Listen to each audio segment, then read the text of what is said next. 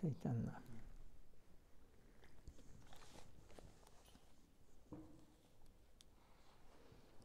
It's a very beautiful song.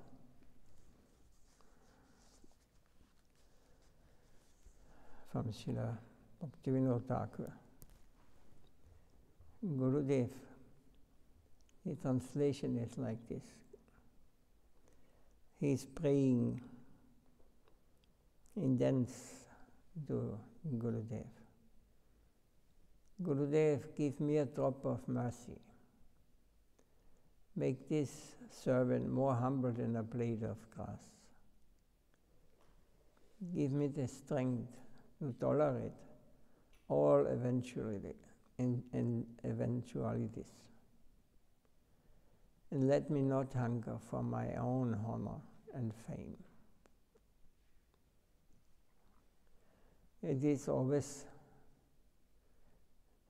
when you cook it down, when you come to the sense, it is always the same. We are fighting in this world. And how to get out? In next sloka it says, give me the power to honor all living entities according to what they are, do, and all Vaishnavas as befitting their platform. Then I will be able to chant the holy names blissfully, and all my offenses will be vanquished. Then I will be able to chant the holy names blissfully, and all my offenses will be vanquished. So how? By honoring all living entities according to what they are, to and all Vaishnavas as befitting their platform. O my Master, when will I be benedicted with your mercy? And finally be successful in my life. I am so fallen that I have no strength or intelligence. Kindly take my soul and make me like you. So, if I examine myself, I find no good qualities. Your mercy is the essence of my existence.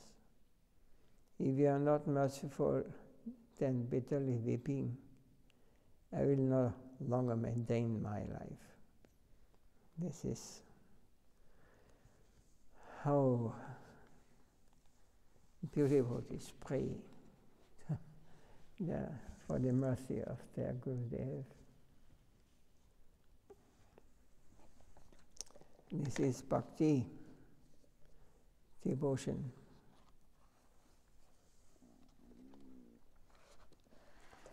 Everything else is not wanted. Is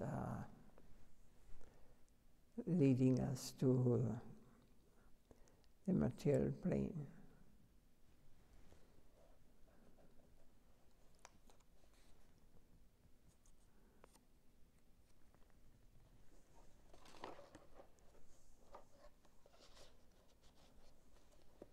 So,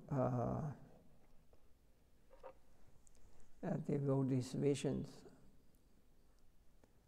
Srila Prabhupada explains to this topic.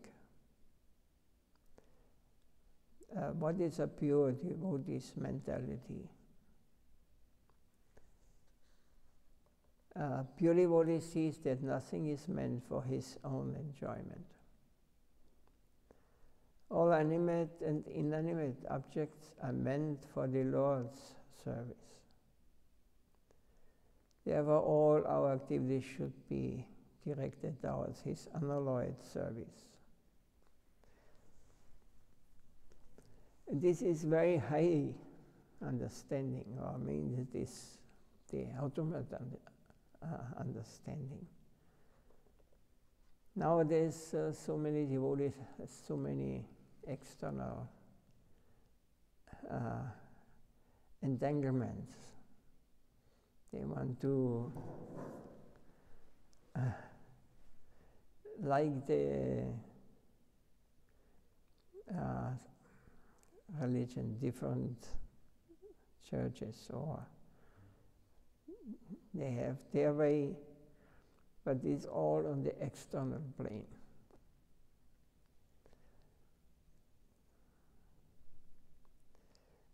Therefore, all our service, our activities should be directed towards His unalloyed service.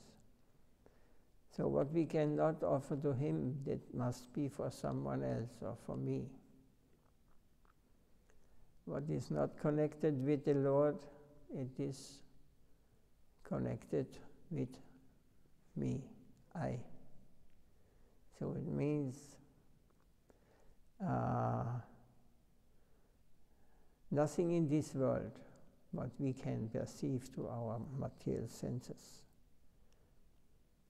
is meant for pleasing the Lord. Because what is Lord, what He wants? It is created by Him, He is the enjoyer of everything, but He is here and He is also not here. What He wants is Bhakti, devotion, divine love. And this we cannot do when we are acting in a way to improve the external plane, to make perfect everything outside. This is not the very high understanding. The Shastras say, Savobhari vina muktan tatparadvena niyamalam, Rishikesa rishikena sevana bhakti uchyate. Bhakti or devotion service means engaging all our senses in the service of the Lord. If it is not connected, whatever we may do here, even chanting Mahamantra, or even offering as a pujari, or cooking in the kitchen, if our senses not fully engaged, or our mind, especially our attitude, then it is not bhakti. Then we cannot understand transcendental knowledge, transcendental plane. So bhakti or devotion service means engaging all our senses in the service of the Lord, the Supreme Personality of Godhead, and the master of all senses. So one may ask, then I can also be a puja. I do it for Krishna.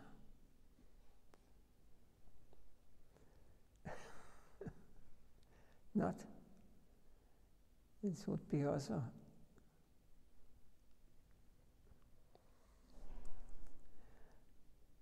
and better not. We cannot act in this violent or criminal activities. We cannot offer to the Lord.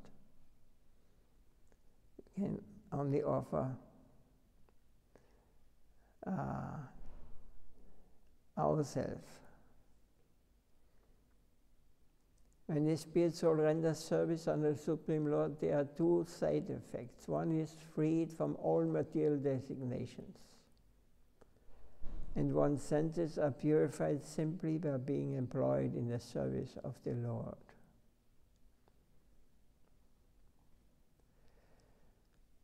Could somebody imagine if you're a puja, if you kill a cow, that he thinks of God, now I kill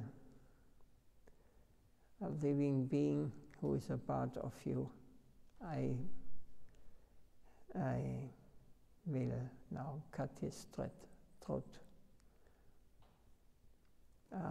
This is very hard, I think.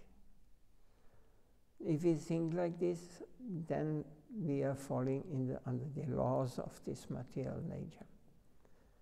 We will also have to get the equal result or the equal pain in our life or in the next life. So all our service must target him only. All our senses should be engaged in the service of the master of the senses. All are servitors of Krishna. Therefore we shall not deprive them of their service. Let all of them offer their service to Krishna. Let us pray, may the Supreme Lord accept our service.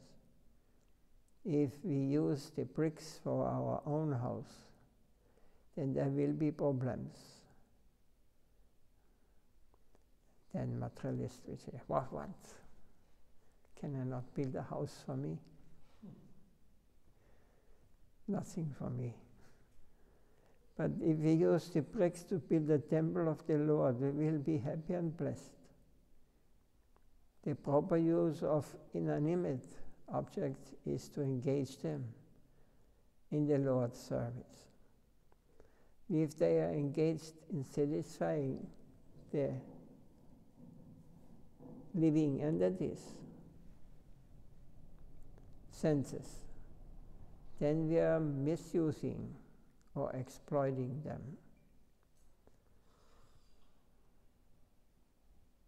This is also a discussion would be there. If we use satisfying the living entities' senses, then we are misusing or exploiting them, because we are doing something for getting something in return. It is always the understanding I and my. Name, fame, profit. This we are running here. So there is no selflessness. We should direct our senses to serve Krishna. All objects are really the Lord's property. But it's so late.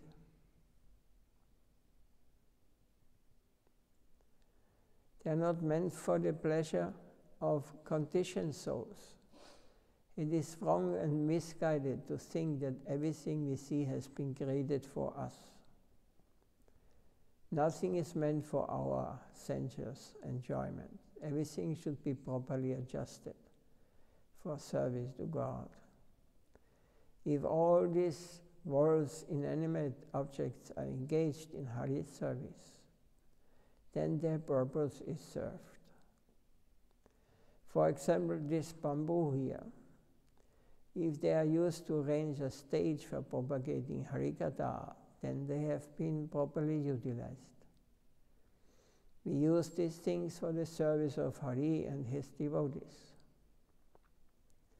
All the Vaishnava's activities are aimed at pleasing the Supreme Lord, the spiritual master, and the other Vaishnavas.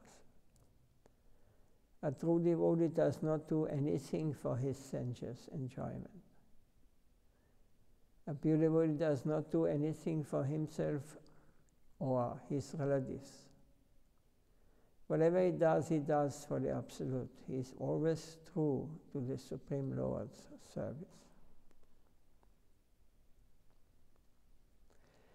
But who will care for my family? Who will care for this and that payment? And if I do everything for the Lord, who will care? What would you answer? The Lord would care. Maybe, huh? Yes, we think we are the Lord. If I not care, then everything goes to hell. No. The Lord himself personally will care for all his, whatever needs are there for the devotees. He will arrange, and also for all those who are dependent or may be dependent on. The Lord will care for them, for these things.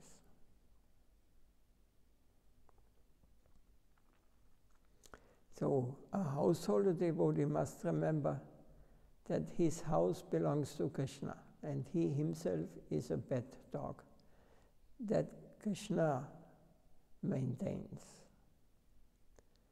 Sri Bhakti writes, "O Lord, I do not know what is good and what is bad. I simply engage in your service. I guard objects that belong to you. One should serve Krishna with all that he possesses, knowing well that Krishna is the master of his household." So materialists who are attached to the house do not consider Lord Hari and the spiritual master worshipable. They see the spiritual master and the Lord's deity form as ordinary objects. Only those who can offer everything to Krishna by giving up material attachment are able to chant Krishna's holy name. Chanting the holy name of Krishna is not possible unless one gives up attachment for family life and offers everything in Krishna's service.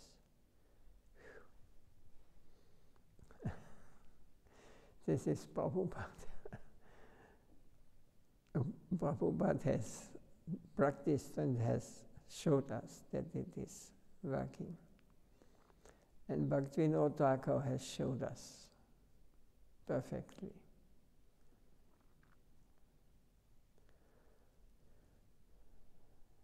Is there any question or anything one could add? No. The statements of Bhaktisiddhanta Srila Prabhupada in Amritavani is sometimes like this statement, he who doesn't chant one leg, whatever he offers, the Lord will not accept. So how should we understand this? You know, this is in Chaitanya Charitamrita, you mean? No, here is also in Amritavani, Bhaktisiddhanta said. Yeah, he repeats this, but originally it's Mahaprabhu spoke it. Yeah. So I don't accept any invitation from any devotee that he cooks or does something until he must give one leg. So then all the devotees were disturbed. They were poor devotees coming from Bengal and has nothing, you know. But they thought of the money, huh? Yes. Oh, okay. So they must give him one leg. So they thought, where can I get so much? I cannot invite him. And Srila Damodar told him, no, one leg of rounds, one leg means 100,000 names a day. Then you can offer. Then you can invite, I will accept. So this is what Mahaprabhu said. And of course, Mahaprabhu said whatever he said, also Prabhupada speaks. But I hear from Srila Prabhupada, he is the founder Acharya, and he is the in the line authorized Acharya.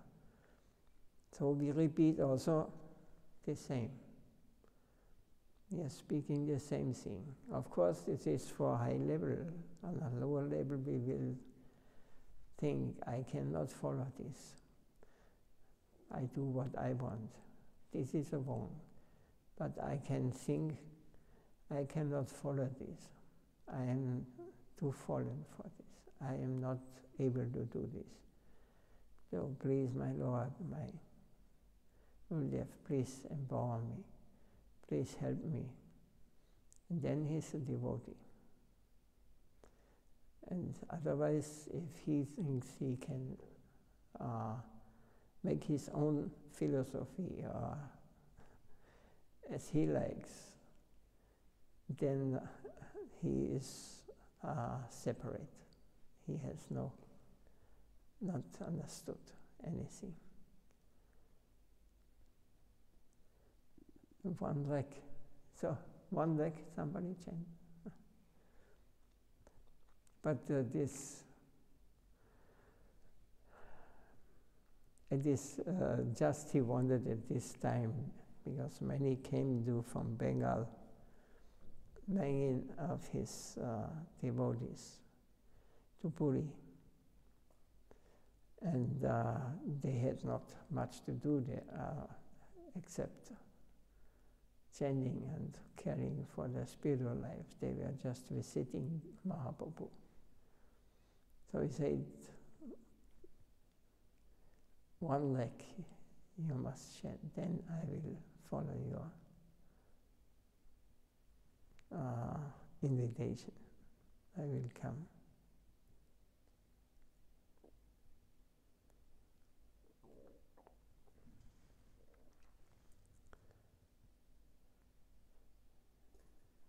Is every devotee worshipable? Question. And who protects the devotees? If any rich or powerful person attacks a Kinchana devotee, what means a Kinchana devotee?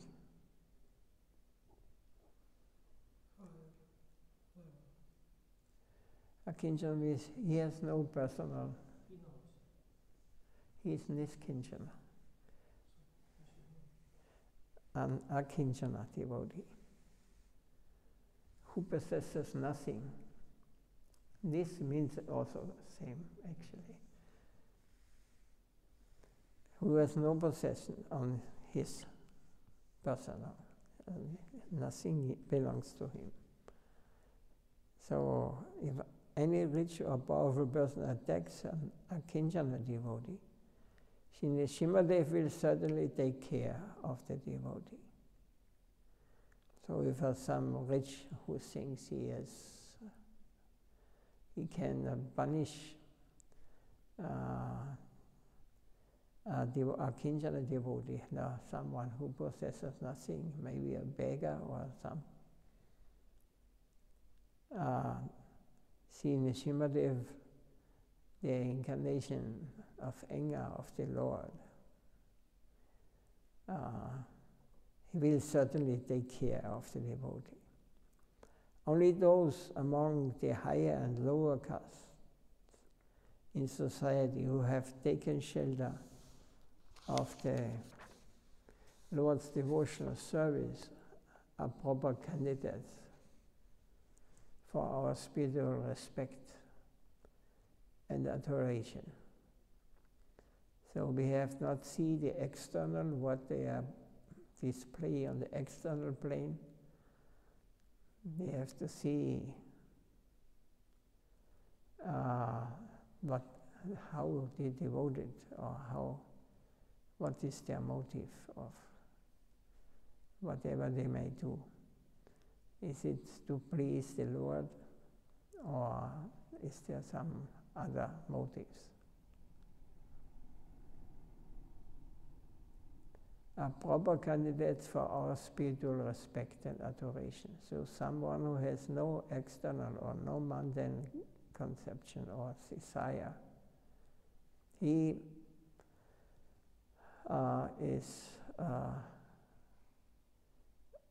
should get our spiritual respect and adoration. To consider that a Vaishnava belongs to a particular class is offensive. So what is the mentality of a devotee? A liberated soul does not desire liberation. The devotees are liberated souls. Therefore, they do not desire religiosity, economic development, sense gratification, or liberation. Devotional service is full of happiness. Everything else is devoid of happiness.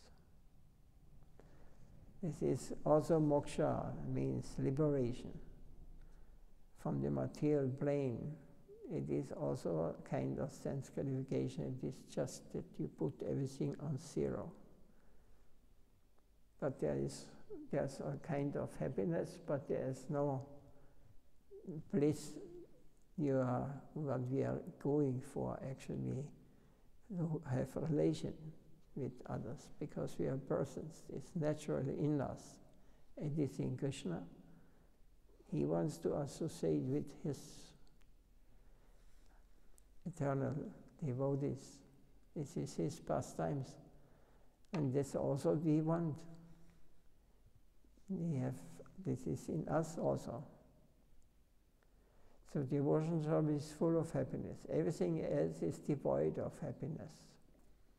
Thus only a devotee is actually happy, whereas everyone else is distressed and disturbed. Of course, a materialist will never accept this. But if you see it from the other side, where the distress is not manifested and not disturbed, then you see that all of the whole world, the whole universe is distressed, always in anxiety. How to get, always complain something, never satisfied. They are running to get this pleasure. But they are not able to reach it unless they find their eternal relationship in the transcendental plane. Because there is no devotion in the activities of karmis, jnanis, yogis, bhogis, and yagis. All of them are restless. But they least think, let me be happy and let others suffer. Whereas those walking the unalloyed devotional path think, let us perform Hari Kirtan together 24 hours a day without cheating anyone. The path of unalloyed devotion requires no mixes, because chanting the holy name is an infallible weapon. First one hears through the ears, then gradually one finds the other senses favorably engaged. At that point one becomes qualified to see the form, qualities, pastimes, characteristics, and associates of the Lord. According to this consideration, the devotees gradually make advancement on the path of devotional service.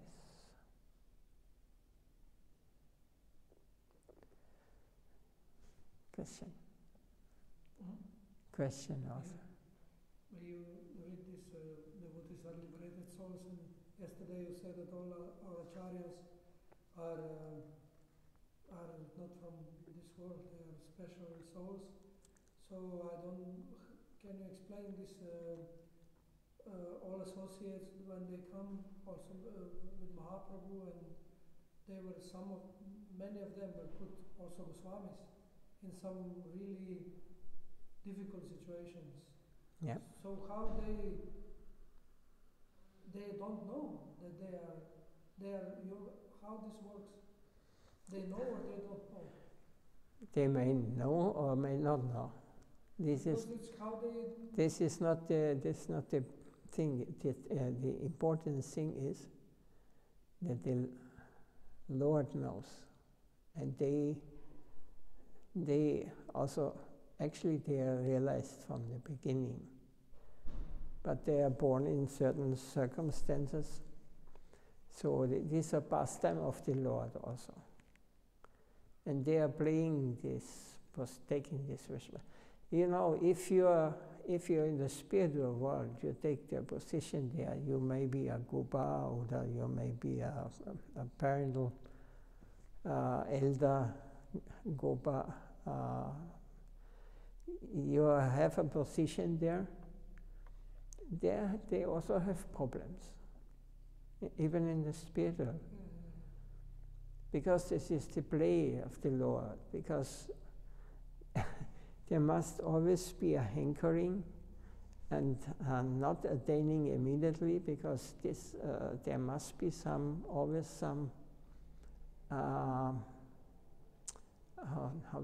can we call it, obstacles, so that it's not easy attainable. But I want to, this great desire is there, I want, and the Lord is in the same way. He is also feeling this is called Yoga Maya. He is feeling over separation from his devotees, and the devotees feel the same when he is not here. And as Lord Chaitanya, he manifested it in a body. He took sannyas like ordinary, but he was deep, deep absorbed in this separation. The Lord himself, because he missed Radharani. So it was extremely, the symptoms, ecstatic symptoms, we cannot explain. Such things are not heard in the material world. What kind of symptoms he manifested? Separation, feeling separation. It belongs to the same way, you know. The Goswamis, they are never under the control of the external mundane energy. Even seemingly outside, it looks like this. So all the bodily, the Sunday goes, the bodily, I mean, from outside, yes. Pain and suffering. If you take the example of all our acharyas, they went to so many stages in the beginning. But like Raghunath, he was from childhood on. He did not want anything in this. He was not interested, but his father forced him. So he felt deep separation from the Lord. He wanted always run away to Lord Chaitanya. And his father was very rich, and he had many guards watching day and night that he's not running away. Because he had such a deep desire to be with Lord Chaitanya, to get his association. So he may have suffered, but this suffering is not the suffering we are going through in this world. Because there's Vipalamba and there's Sambhoga. There's also meeting is there. There are all these pastimes we hear from Chaitanya Charitamrita, these fully transcendental pastimes. We cannot think Srivas was a householder. He had a big family. He had such faith in the Lord. Mahaprabhu asked him, what you're doing, if you cannot maintain, you are always chanting the name and always engaged in devotion. How will you maintain your family? And then his answer was, and ultimately the conclusion of Srivas was, when I 1, 2, 3, he said, 3 days I cannot feed my family. Then I take a stone around my head and I jump in the Ganga. He had such a faith and maintenance that the Lord will maintain him. And every devotee has his pastimes. This is the pastime of the Lord. We cannot think when the Lord is here that ordinary people meet him. Nobody was ordinary. It was his pastime. Even the demons, Jaga and Maharaj,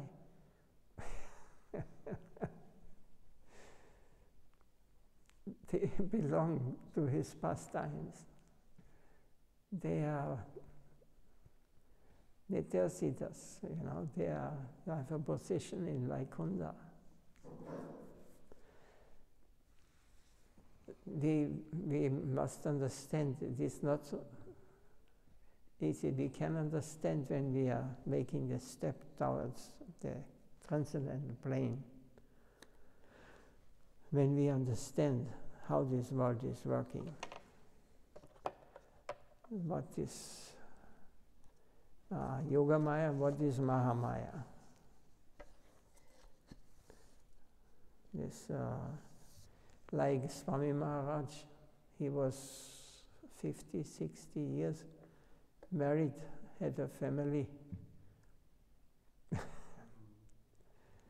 But he was always devotee, he was associating with, he was initiated by Prabhupada. And one time he asked his wife in the evening, she should stop drinking black tea because this is not taken by coffee or something like this. It's not accepted by Vaishnavas. They don't do this. So then he said, no, she will not. And he said, tea or me? And she said, tea. He was lucky. And the next morning he left, early morning he left and never came back. Like this is pastime also of the Lord. What we think is so many years in comparison of the eternity, it is just a moment. The pastime going on like this, we have not the eyes to see. This is just a short, this life is just short. It seems to us very long, but it is just a moment.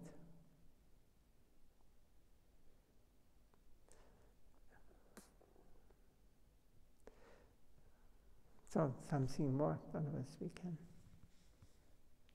close here. So ready.